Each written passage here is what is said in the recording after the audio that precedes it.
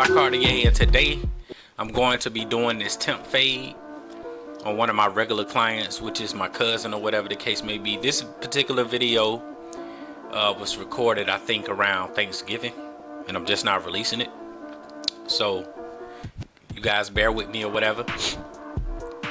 But you know what I'm saying, here we go. So what I do is drape the client, put the cape on them. Right here I am combing the hair so I can lift the hair off of the scalp, and so I can see what I'm getting into to make sure that the scalp is clean, that the client doesn't have any scalp issues or anything like that. And here I'm asking the client you know, what we're performing on this particular haircut. He told me to temp fade. He does want it kind of high, so that's what we're gonna give him today. So I always start out with combing first before I even start cutting. And right here I'm going to use my trimmers to start my guideline. I'm going to do this on both sides and in the back, and I do this to save myself some time. Sometimes I will start with the clipper closed, but since I am a little experienced, you know what I'm saying, I use the trimmers. And sometimes if you use the trimmers, it's hard to get that bottom line out if you're a beginner. But if you practice and give yourself some time, you'll eventually like not have that problem in the future, you know what I'm saying? So always try to learn something new in the shop, you know what I'm saying, so that you can work through certain issues and stuff like that. And like I said, the only way you can get better is if you know, try different things. And that is important as a barber, you know what I'm saying, so that you won't get bored, and so that if certain situations come up, you'll be able to, you know, finesse your way out of those situations.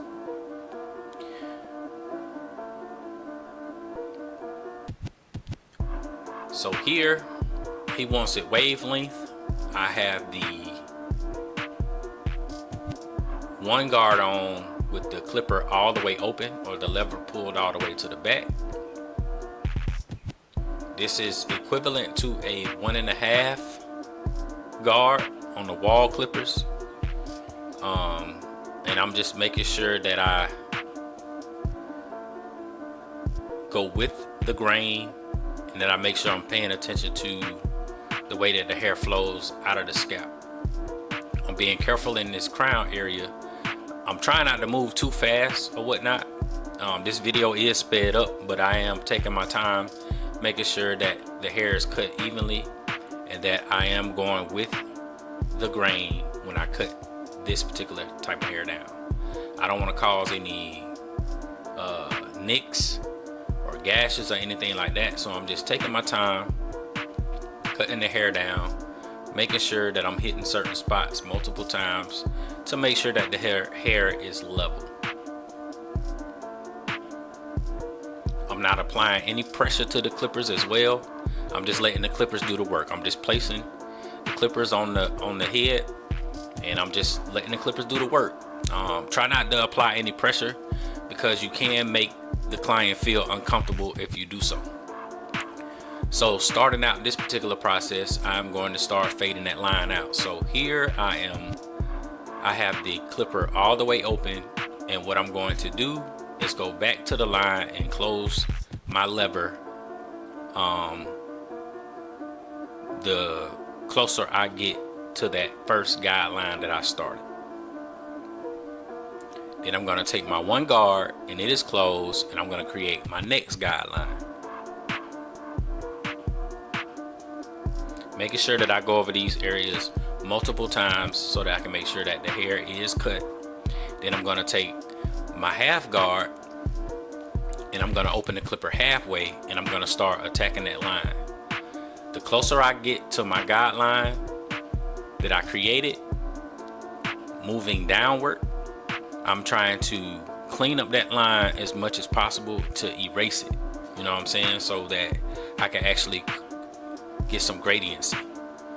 Here I'm going open with the clipper so that I can get that bulk out. And here I'm just flaring out as I go up. and I am working out a lot of these dark spots that I see. And since I used the 1 guard open, I'm going to use the 2 guard to make sure that I get that bulk out so that it blends in perfectly. Okay.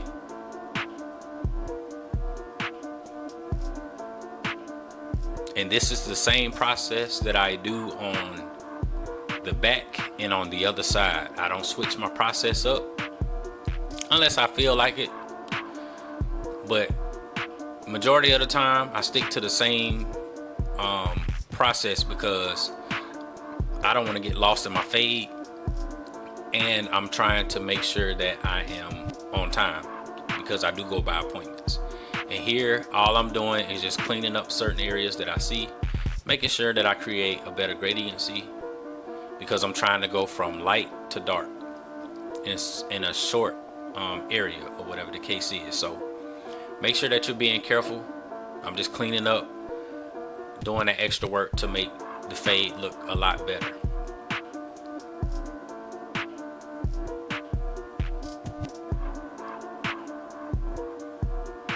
So whatever I did to that side, I'm going to do to this side as well.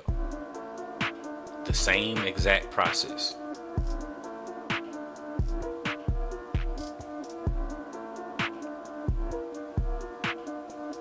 And when you're in the shop, you want to make sure that you're standing in one spot, and that you have your area well lit so that you can see, because this will save you as far as like you being tired or sore or anything like that, especially standing in one spot. If you're going back and forth or moving around the chair and all those type of things, you're actually exerting more energy that you don't necessarily need to exert.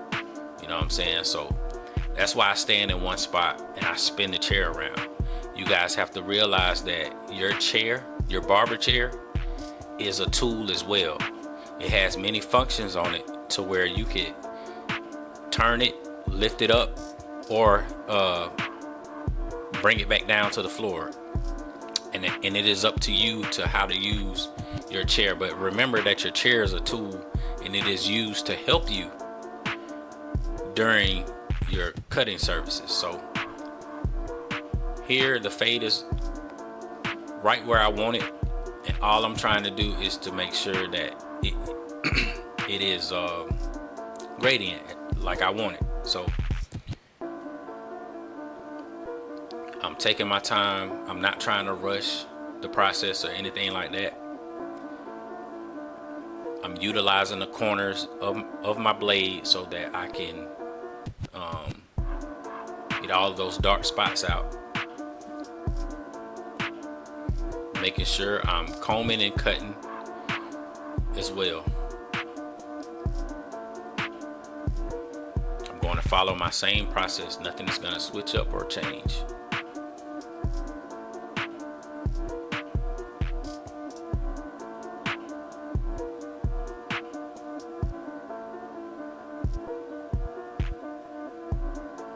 And as you can see, you see me moving my chair back and forth.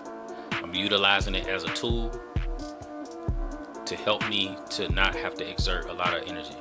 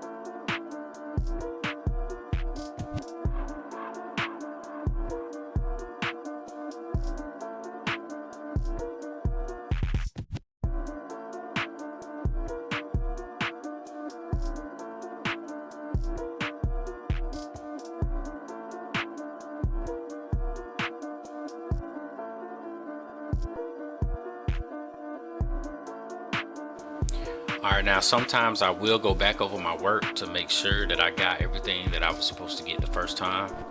And the reason why I do this is to make sure that I got anything that I didn't see the first time. I will go back over certain areas because I have realized that you can be looking at a certain area for so long that you won't see certain things until you take your eyes off of it. So with me moving to other areas and then coming back to a specific area, I'll be able to identify the things that I missed. So I will go back over those areas to make sure that I got the things that I didn't see at first, and make sure that I'm, cleaning up as much as possible so that the haircut will have the best result. Here I am putting on some warm shaving cream. I am going to use a hot towel, and the reason why I do this is so that the areas that I am lining up, they will be clean, the skin will be exfoliated, and it will actually help my clippers to actually cut the hair, because the hair is clean, especially the trimmers.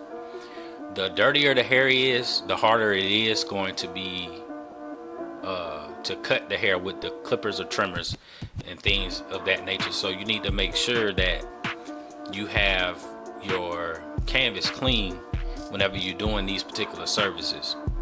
I know a lot of barbers, especially beginners, they're unaware of this particular thing, but this is something that I had to learn, and I'm glad to share it with you guys. So the main thing about doing the hot towel and the warm shaving cream is to make sure that your canvas is clean.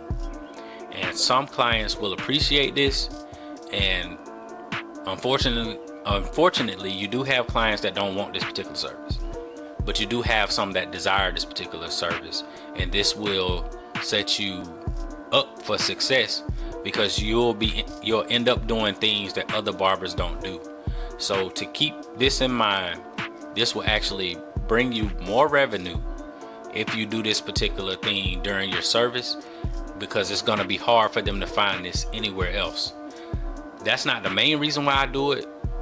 The main reason why I do it is to make sure that my canvas is clean, and then the second reason that I do it is to set me apart as a barber, and it'll always, be on the minds of the people for them to come back, because they can't get this service anywhere else. So all I'm doing is just making sure that these areas that I'm about to touch with the trimmers are going to be clean.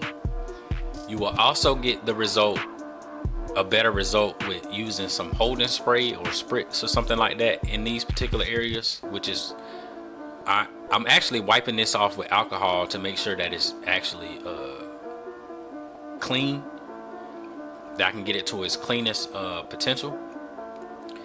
And then I'm going to back this up with some holding spray. Now the holding spray keeps the hair in place. With the clippers vibrating and all that kind of stuff, it causes the hair to move when you try to actually cut those particular areas, and you always having to comb the hair down. But the spritz or the holding spray will actually hold the hair in place, and when you actually cut it, it'll cause this ash line that gives a sharper result. You know what I'm saying? Whether you're using a razor or not, it will give a sharper look. You know what I'm saying? So I would encourage y'all to try this particular process if you haven't, but it'll bring your haircuts to a whole new level. It'll give your service a whole new level as well. So just keep that in mind. You know what I'm saying? I'm here to give out free information. I don't want to charge y'all for it, because I feel like this will help individuals. You know what I'm saying? So yeah, this is why I'm giving out this information.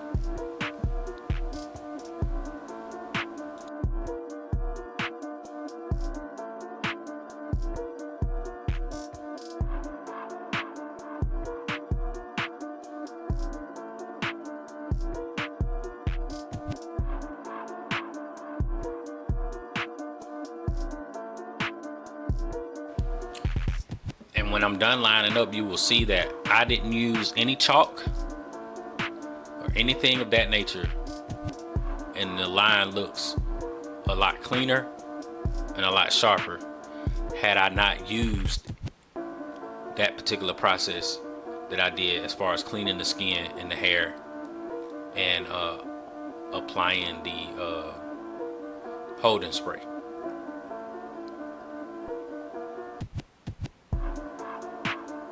Make sure you utilize the corners of your trimmers going around the ear and things of that nature.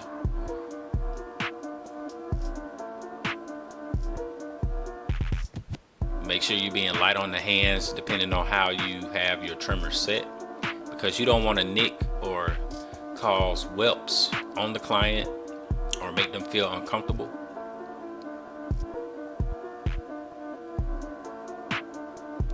I try to be as neat and clean as possible during this process.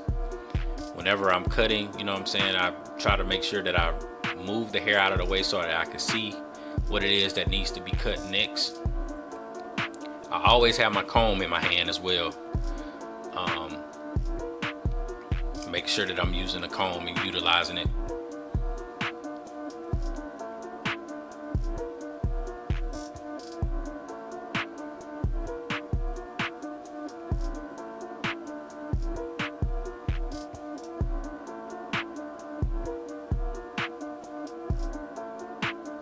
And don't be afraid to move the client's head to get the result that you're looking for. You know what I'm saying?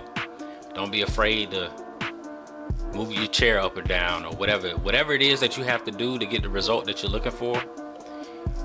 Do it. You know what I'm saying? But make sure that the client is comfortable and that you're able to, you know, function or move your body in a way that is ergonomically safe. You know what I'm saying? So don't be leaning over too much, because that could cause you to have back and knee problems. Try to stand up as straight as possible. Utilize your chair.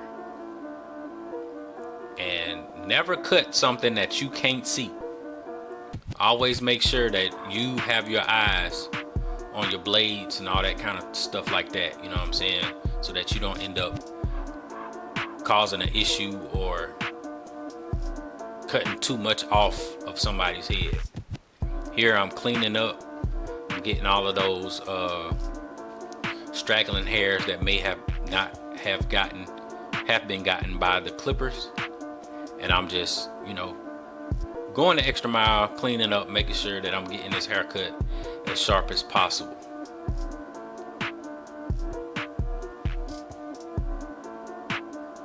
The main thing is about haircuts is everything is in the details. You know what I'm saying?